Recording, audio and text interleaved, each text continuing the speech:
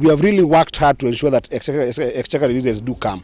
For instance, as far as I'm concerned, in Migori County, the exchequer releases that we have fought for have come up to November, because I think that the last release that I checked was November, and we disbursed about 709 million to the county.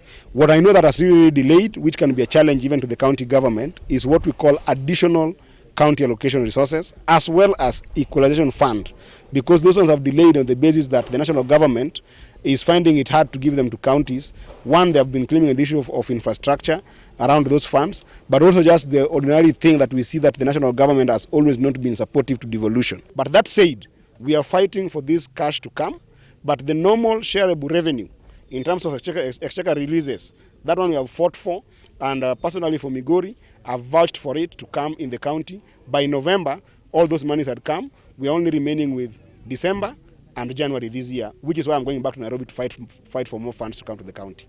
Right now, the fight that we have in the Senate is that we want the national government to give counties 450 billion. If it gives counties 450 billion, it means that Migori County alone can get even up to 20 billion out of that allocation.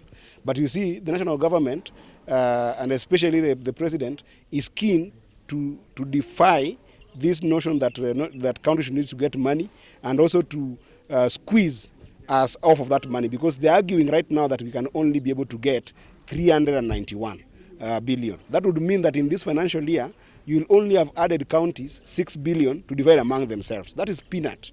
But now what we need to fight for is allocation at a national level, so that it can be more for the counties. And that is a fight that we are starting right now when we open the Senate. Migori County has a budget. So, for instance, if you say you're going to build an ECD, it is within your budget. So with regards to the budget that the county has made, it should be able to sustain that budget, because it is budgeted for by the county, right? So within the budget of the county, should be able to do that. But there are other priorities, like the ones that I'm now adding, that the ECD should be able to have feeding program, ECD should be able to have proper toileting system, ECD should be able to have things like extra materials for kids to learn. Those are things that we need to keep on fighting for in the national level, so we can increase more money to the counties.